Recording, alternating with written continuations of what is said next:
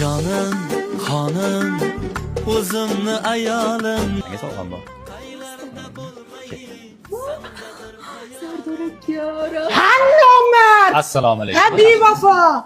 Senday ukani Begona bilan o'tirgan yo'q, opa? choy damlab kel. Men sendan kutmovdim. Shunaqa bir bevafo uka bo'lasan deb hech ham o'ylamadim-deyman. Nimaga yig'laysiz? Yig'layib yashib. Kuydirding, ado qilding, menginani kuydirding. Nima qildim? Qo'ying. Seni qo'llangga yetaklab o'zim bog'chalarga olib bordim. Onam kasal bo'lganda poliklinikalarga borib, pelelivka qilib keldim seni. Shumi yaxshiliklarimga javobing, shumi yaxshilik.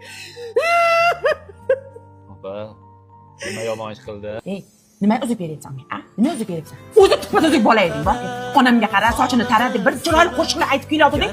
Aynib sanam, azizam, jonim, xotinim deb qo'shiq aytib qolding. Ha, shu onamning xizmatini qilgani uchun ayolim deb qo'shiq aytdim. Nimasi yomon opa? Nimasi yaxshi? Opam deb ayt oldin. Darrov onadan sakrab xotinga o'tmasdan. Xo'p. Opa deb ayt. Opa deb aytsam bo'ldimi keyin? Ayolimni aytaveraman, ha? Yo'q. Singlimizchi. Ha. Akam bor bitta. Buvang haqida ayt, otang haqida ayt, amaki tog'alaring haqida ayt, opa singling, jigarlaring haqida ayt. Qo'shni G'aybulla aka qolib ketdi. Ha, ana G'aybulla akani ayt, qo'ni qo'shnini ayt. Ana hammadan oxirida xotinni aytasan. Tushundingmi? Xo'p, siz xursandmisiz shunda? Yo'q. Yana nima? Hozir qo'lchasiga taqqan uzukkinani menga olib berasan. Sovg'a qildim-ku. Qaytarib ol.